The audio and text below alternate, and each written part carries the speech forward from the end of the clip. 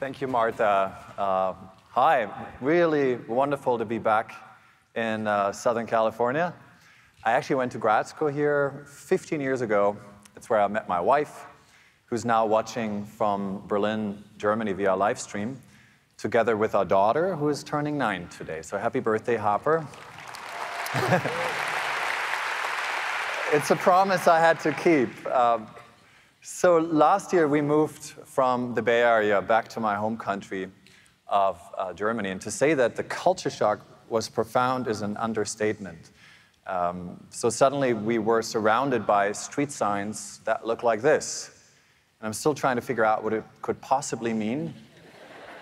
Whatever the activity is that's being described here, it certainly is verboten.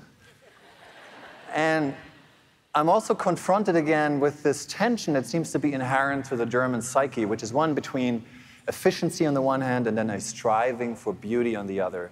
It's a tension between pragmatism on the one hand and on the other hand, romanticism. And I believe that's actually a very universal struggle. And it has taken me 40 years or so to figure it out, but I've now come to realize, although my wife still doesn't fully buy into it, but I've come to realize that I am a romantic. I'm a business person, I'm an entrepreneur, but I'm also an unabashed romantic. And I believe the world would be a better place if we had more romance in our lives.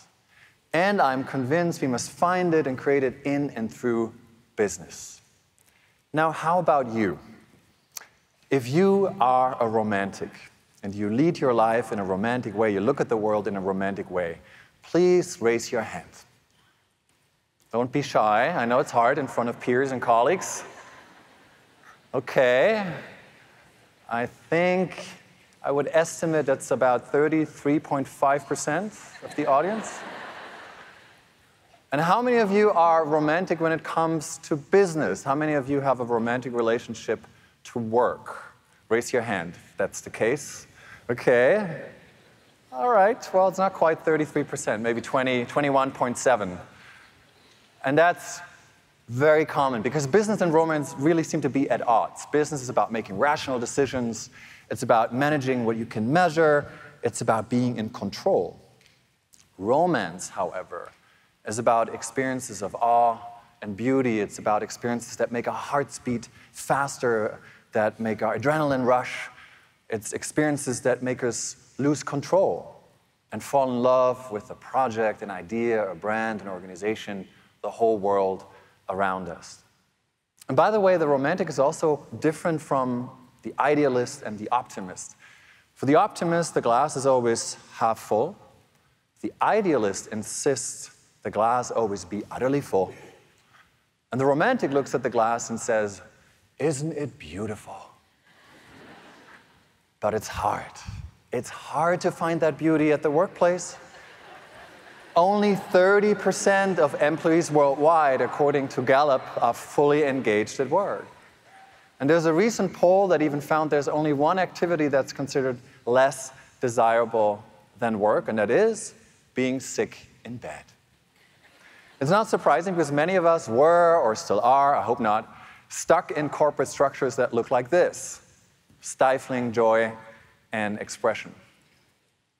Now, what is actually digital technology's role in all of this? Of course, on the one hand, digital technology has helped us connect. It has helped increase transparency, which is great.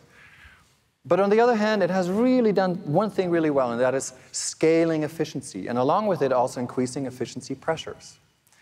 And it is to be expected that those efficiencies and efficiency pressures are only going to increase with the fourth industrial revolution, with the rise of so-called exponential technologies, such as artificial intelligence and robotics.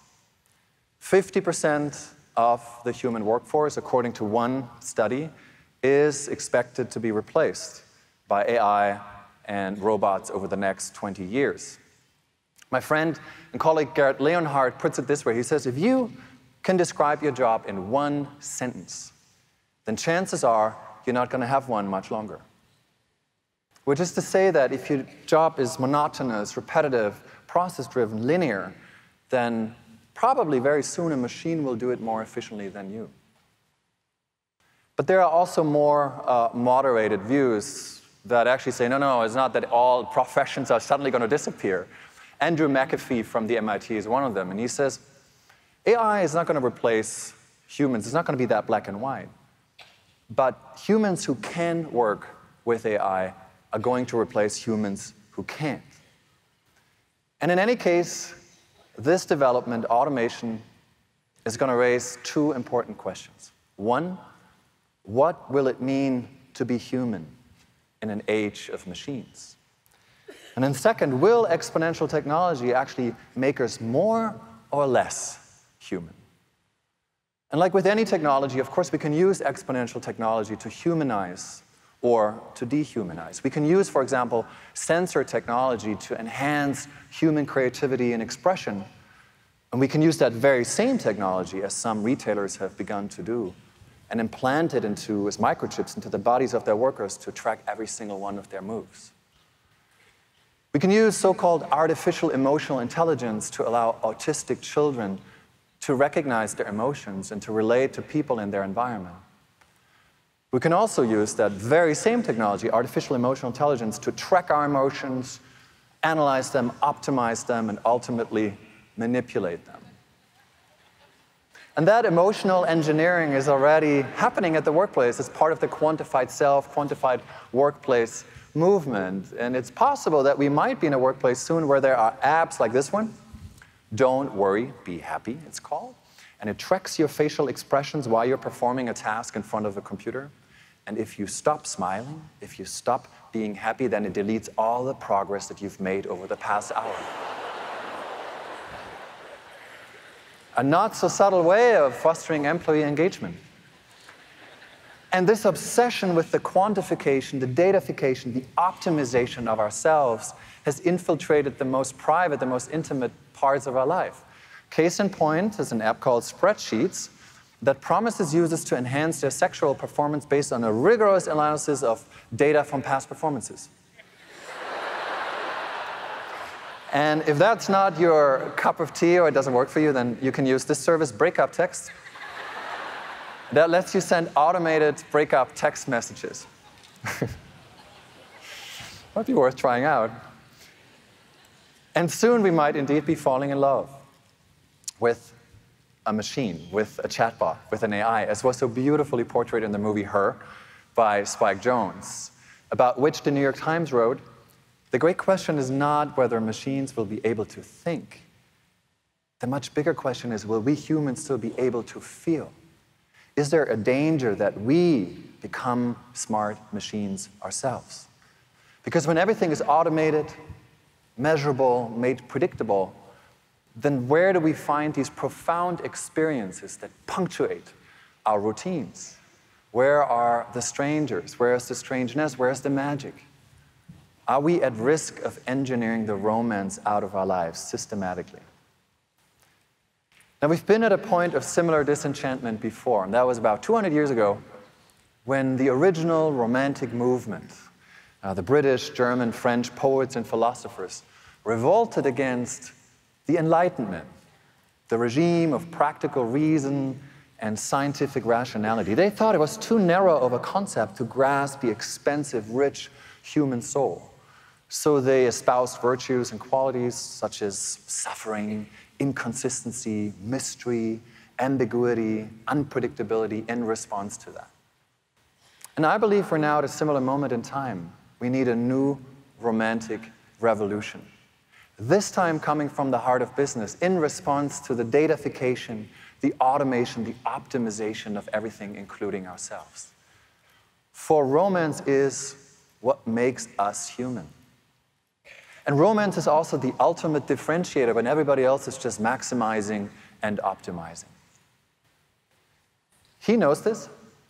Jack Ma, the co-founder and until recently chairman of internet giant Alibaba, he had a remarkable appearance at Davos at the World Economic Forum earlier this year, where he said, yeah, let's invest in STEM and coding, that's all good, but let's not forget to teach our children about matters of the heart. Let's give them a sentimental education, because to thrive in a machine age, we need to feel more. Because as machines take our jobs, and do them more efficiently, soon the most important work, if not the only remaining work for us humans, is the kind of work that must be done beautifully rather than efficiently, with empathy, imagination, and love. But how? How do you do that? So I'd like to propose 3 principles. I call them the rules of enchantment, and that might help you lead more beautifully in business. First, do the unnecessary. I once worked at a company that was the result of a merger.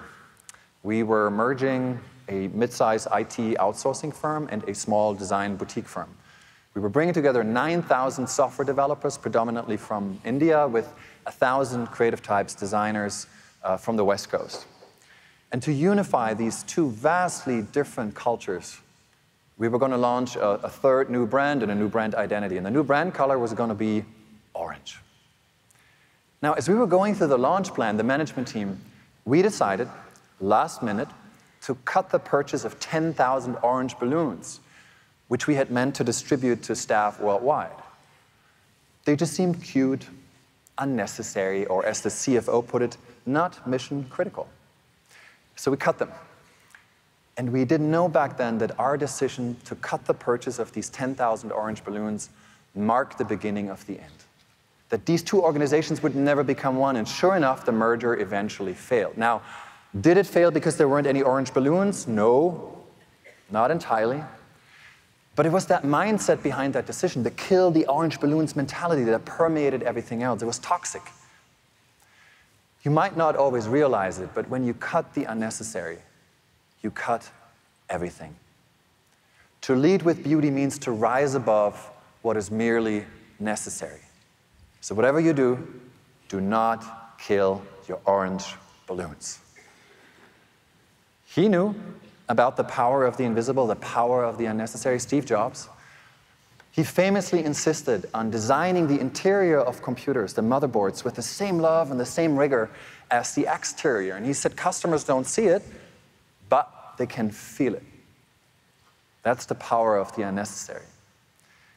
Now, what is the most radically unnecessary thing that a company, that a brand can possibly do? Well, it's to actively advise its customers not to buy its product. And that's exactly what Patagonia did, the outdoor clothing company. It placed ads in leading US newspapers at the height of shopping season saying, don't buy this jacket, don't buy our product. And they didn't really advertise the product, they advertised their values, because the purpose of Patagonia is to fight climate change with all commercial means possible. So it was a stance against radical consumerism. Sales actually went up, and it got them lasting, values-aligned brand attachment. It's really true what this German entrepreneur said once. Customers and employees are not staying with us because of what we do, but because of who we are. And especially in times of moral confusion, fake news, and exponential change, companies that stick to their values, their principles, that speak their truth, will have a sustainable competitive advantage. More than ever before, I believe, companies can be the meaning makers of our time. And not just that, they're also the great socializers. Which brings us to rule number 2, create intimacy. So I came across a study, I think it was 2 or 3 years ago, that stated that the average American has only one confidant, one close friend. And that numbers have declined over the past few years, so much so that experts speak of an age of social isolation, an age of loneliness, a loneliness epidemic, which is really strange given the fact that we've never been more connected, never been more communicative than in this point in history. We check our smartphones on average 80 times per day. Some of us go to the restroom just to check their emails. And yet, we are lonelier than before. Why? The writer Richard Bach has an explanation. He says the opposite of loneliness is not togetherness. It's not connectivity. It's intimacy. And we are in dire need for more intimacy in these digital times. So much so that there are already some business models, very obscure business models, popping up addressing that. So in the Hollywood Hills in LA, there's a man, Chuck McCarthy. He's the people walker. So he offers a service for a few bucks. He walks with strangers for a few miles for a few minutes of their life and just listens.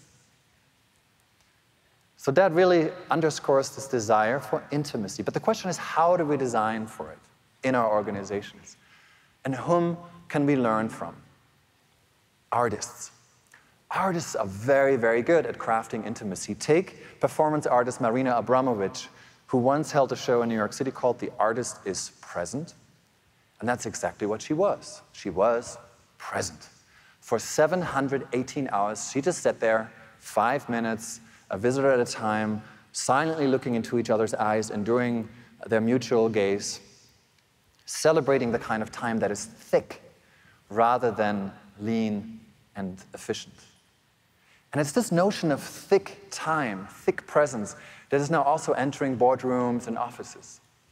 For one, in the form of mindfulness initiatives. Aetna, the insurance company, has a mindfulness program that's very popular. SAP, the software company, has a head of mindfulness. Daimler, the car maker, has started to begin meetings with a silent minute. And there are even more radical formats, such as silent dinners, that some companies have begun to implement. I took part in one, and let me tell you, I've seen many strange things in my career, but spending 90 minutes with 30 German business executives silently over dinner was incredibly awkward. But it was also beautiful, because what happened after a while was that people dropped masks, they let down their guard, and in silence, we actually began to communicate more than we would have in the transactional networking, small talk setting of a traditional business event. So this is how you create intimacy. No masks, or lots of masks. This is what Danone did, the food company. It gathered its 200 leaders for a strategy retreat, and then it asked them to wear silly costumes, feather boas, wigs, hats, crazy hats, for the entire 3-day meeting. And this is actually, I think, the CEO, Emmanuel Faber, here on the left. They left with concrete decisions and a lot of enthusiasm. So the meeting was really a success. And when I asked the woman who had designed it, she simply says, Tim, it's very simple. The meeting was successful because never underestimate the power of a ridiculous wig. Wigs erase hierarchy, and hierarchy kills intimacy for the CEO and the intern alike. If you want intimacy, you have to remove hierarchy. And that's what this organization did. Buurtzorg. It's a Dutch caregiving organization that did something really remarkable a few years ago. It removed all job titles, all manager roles, and instead formed small teams of nurses and empowered them to do whatever they thought was in the best interest of the customer, of the patient. 2 things happened. One, they've grown tremendously. They're very successful. Secondly, the cost per customer, the cost per patient actually went down. So they've become a more effective organization. They made better decisions. Why? Because they no longer only relied on abstract segments of data. They made decisions based on intuitive, intimate, personal relationships with the customers. Now the question is it possible to do both, to be smart and data-driven and yet also craft intimacy? And I think Airbnb is a good example for that. Of course, having this super smart, data-driven matchmaking engine is a big part of their success. But at the heart of their brand promise lies a romantic premise, which is to step into the life of a stranger, to not know exactly what's going to happen behind that door. There's an element of mystique. And it's exactly that combination of being smart, data-driven, and romantic that makes Airbnb so successful, and I believe is a blueprint for any organization in the future. Intimacy, of course, is what we really want. We appreciate connectivity, but we are longing for intimacy. We want to be recognized as unique, individual, subjective human beings, not the targets of algorithmic recommendation engines. We don't want personalized experiences.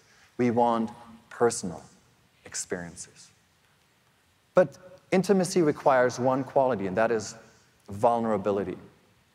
And vulnerability requires one key human quality that machines cannot emulate, and that is inherently romantic. and it's the ability to suffer. But no worries, only a little.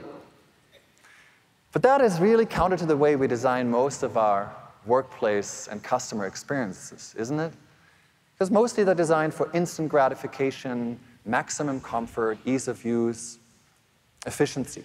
Amazon being the poster boy, it will soon deliver everything our heart can possibly desire to our doorstep via drone. In Japan, you can order already a priest via Amazon. And then, of course, there's Amazon Go, the fully automated supermarket that Amazon launched in Seattle and I believe elsewhere. The promise was no nasty lines, check in, check out, no humans, super efficiency. Here's what happened. Humans began to line up in front of the store. Why? Because there's only one thing that humans appreciate more than convenience, and that is experience, shared experience, especially if it involves just a tiny little bit of suffering. Because it is true what Lila Davachi says. We say we want more time, but what we really want is more memories. And this is why people climb up for days and days and days on the mountaintops of the Alps to see the leading bikers of the Tour de France fly by in 10, 15 seconds. This is why thousands of people participate in this strange phenomenon called ice swimming, where they jump into ice-cold water at the same time in cities worldwide. Not very convenient. And this is why 80,000 people embark on this annual pilgrimage to the Black Rock Desert in Nevada to celebrate Burning Man. It's a week-long festival of gift economy, of essentially testing the boundaries of your identity, of losing control to some degree. So when you talk to evolutionary psychologists, they will tell you that our brains are still wired for the Stone Age. That we're still looking for these life-threatening, precarious, existential threat that gives us a sense of fitness, of meaning, of being alive in the face of danger. However, we have all but banned those critical experiences from our modern Western societies. Thank God, they're not as dangerous anymore. But we need these experiences to, feel alive. So what do? We create surrogate experiences. We go bungee jumping, skydiving, we run ultra marathons, or we go to IKEA. IKEA has perfected the art of making its customers suffer. And I mean this with the greatest respect. It's a labor of love. If you are in an IKEA parkour, it's like the seventh circle of hell. And if you try to self-assemble a Billy Oslo clip-on Boris piece of furniture, it's a reminder of your own existential incompetence. The same principle of frustration, by the way, is also typical for any customer loyalty program. Take frequent flyer miles. Do you ever cash them in fully? No, they're all about delayed gratification, permanent unfulfillment, a very romantic principle indeed. And in recruiting too, by the way, there are practices that deliberately lose a little bit of suffering. So Zappos, the online retailer, for example, required applicants first to join a social network, an inside social network, build some social currency before they were able to apply. So they actually made it harder for them in some way to apply than easier. But if we talk about suffering, and suffering is really the source of passion, literally, then we have to talk about one group of people who are very, very adapted. And that is the sports fan, the soccer fan. With voices and high expectations, they cover Trafalgar Square, draping the Lions to roar England to victory. Owen's goal turned the chanting into euphoria.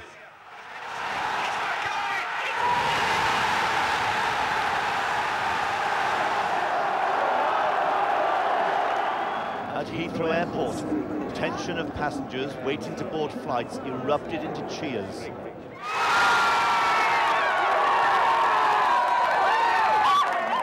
In the north at Gateshead Fire Station, an identical burst of celebration and optimism.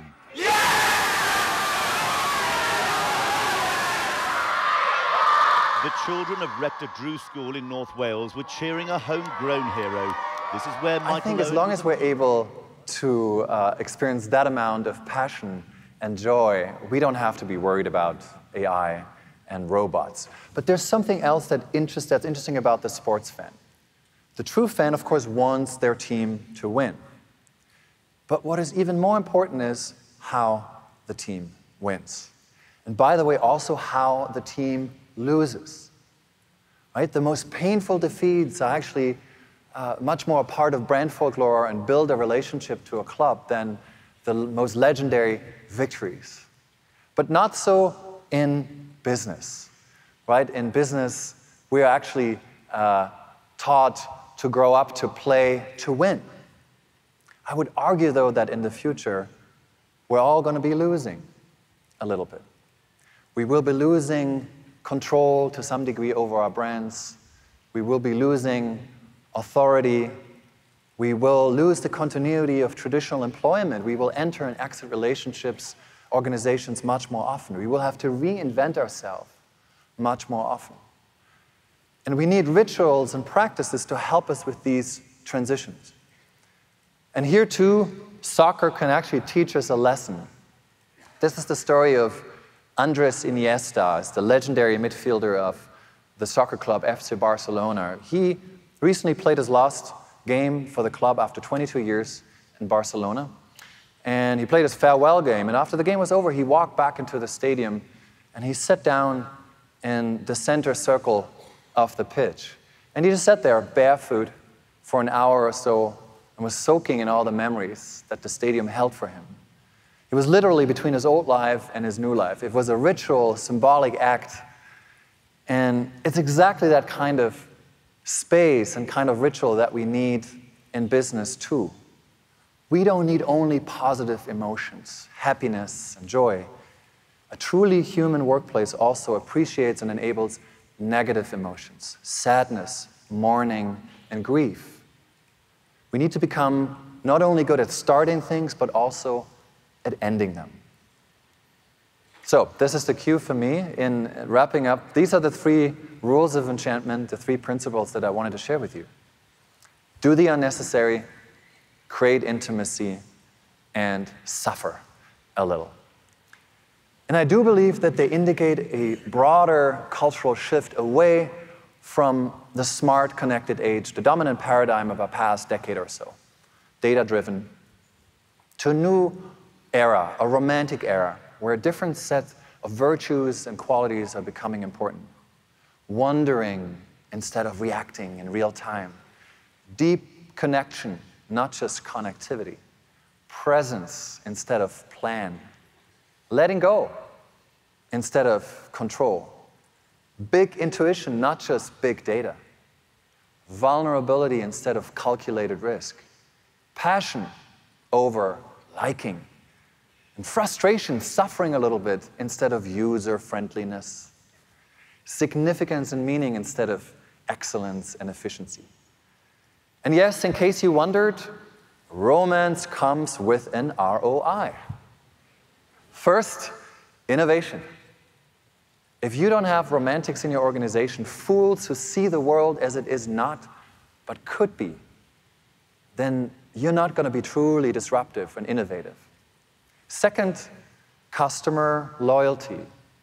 If you want your customers and your employees to fall in love with you again and again and again, you have to give them more than just solutions to problems. And then thirdly, I believe it's exactly those romantic traits that are inherently human that will actually make the fabric for jobs and skills that are going to be appreciated in the future in a machine age. It's empathy, intuition, imagination, and emotional agility.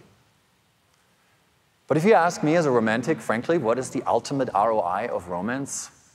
It's not even financial for me. It's very simple. The ultimate ROI of romance for me is more romance. And that is important. Because we live in this strange age of dissonance. We're more connected than ever, but we're also lonelier than before. We are drowning in an abundance of data and information, but the prevailing sentiment of our time appears to be one of loss. Losing stability, certainty, maybe identity, even our human agency in light of AI and automation.